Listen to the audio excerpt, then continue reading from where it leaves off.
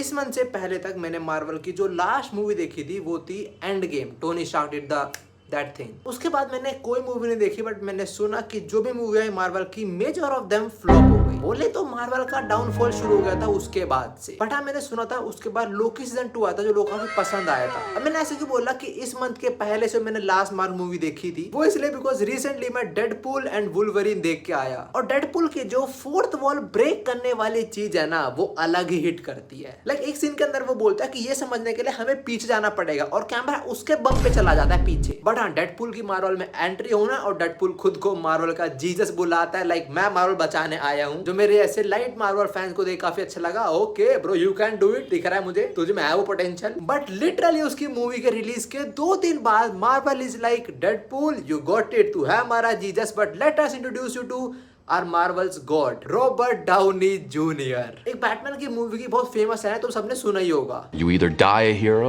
or you live long enough to see yourself become the villain. RDJ ने इस line को बदल ही दिया, bro died a hero and is born in one of the most OGs Marvel antagonist, doctor Doom. देखो मैं doctor Doom की बात जरूर करूंगा, वो पार्ट जरूर सुनना, बट अगर तुम मुझसे पूछो ना मेरा फेवरेट मार्वल या डीसी कैरेक्टर कौन सा है, तो मार्वल के अंदर इट्स स्पाइडरमैन और डीसी के अंदर इट्स बैटमैन। एनिमे की तरह इसमें कुछ नहीं कि मुझे सोचना पड़े, सीधा स्पाइडरमैन बैटमैन खत्म कहानी। पर देखो कॉमिक के अंदर तुम कहीं भी स्पाइडरमैन को देखो वो स्पाइडरमैन ही है, पर जब उनके एनिमेटेड सीरीज वगैरह बनते हैं तब वॉइस एक्टिंग की वजह से डिफरेंट फील होता है कि ये स्पाइडरमैन लगता है, ये वाला और हिट करता है due to the voice actors. But when it comes to movie तब सीन थोड़ा और बदल जाता है, बिकॉज तब स्पाइडरमैन प्ले करने वाले हमारे पास डिफरेंट लोग हैं, डिफरेंट एक्टर्स हैं। जैसे सबसे पहले टोबी मैगवायर, उसके बाद एंड्रू गारफील्ड और अब टॉम। देखो मैंने बड़े होते जो भी स्पाइडरमैन की मूवी देखी है उसके अंदर मैंने बस एक ही चेहरा देखा है, और वो है टोबी मैगवायर। तो अगर मेरे सामने कोई टोबी मैगवायर, एंड्रू गारफील्ड और टॉम को रख दे तो मेरी नजर सिर्फ उस बंदे पे जाने वाले, बिकॉज मेरी नजर में वही स्पाइडरमैन था,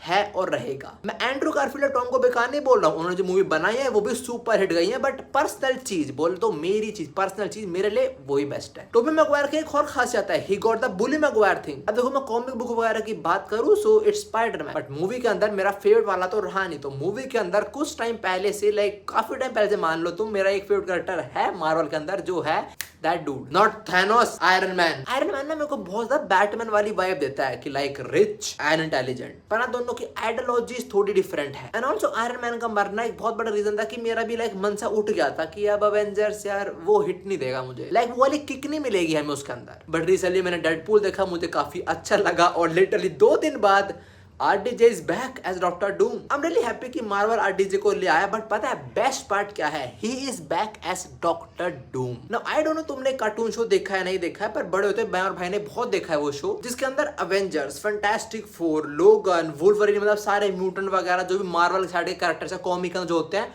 वो सारे होते थे शो के अंदर, पर लाइक छोटे छोटे जैसे लेगो होते हैं ना पैसे, बट नॉट एग्जैक्टली लेगो। और उस शो का एंटागनिस्ट होता था डॉक्टर डूम। बट इस सब का वर्स्ट पार्ट है मुझे शो का नाम याद नहीं है। मैंने भाई से पूछा, उसको भी शो याद है बट नाम हमें याद नहीं है। और अगर मैं अभी ऑनलाइन डॉक्टर डूम लिख रहा हूँ तो हर जगह मुझे RDJ दिख रहा है ऐसे करते हुए, सो नाम नहीं पता लग रहा मुझे क्या था उसका। बट वो शो इतना प्यारा था, अगर तुम्हें किसी उसका नाम याद हो तो बता देना, मैं कमेंट पिन कर दूंगा उसका। बट हाँ वो एक एनिमेटेड कार्टून शो था, और उसका एंटागनिस्ट डॉक्टर डूम था जो हर बार हार जाता था, बिकॉज वो एक कार्टून मतलब बच्चों का शो है वो। बट अब हमारे सामने एक बहुत अलग डॉक्टर डूम आने वाला है। देखो मेरे को देखने वाले बहुत सारे एनिमे फैंस हैं, पर तुम में से बहुत सारे लोगों जिनको मुझसे ज्यादा नॉलेज है मार्वल के रिगार्डिंग, पर जितना मेरे को नॉलेज है I can describe doctor Doom as the self embodiment of ego. और मैंने चैट जीपीटी से कंफर्म करा है, ठीक है, मैंने उसे पूछा कि क्या मैं डॉक्टर डूम को as self embodiment of ego बोल सकता हूँ? ही सेड बिल्कुल बोल सकते हो। डॉक्टर डूम एक ऐसा कैरेक्टर है जिसको मास्टरी है over science and sorcery, sorcery बोले तो जादू वगैरह, उसने वर्ल्ड डोमिनेशन तक करा हुआ है, और वो ऐसा कैरेक्टर है कि मुझे करना है तो मुझे करना है।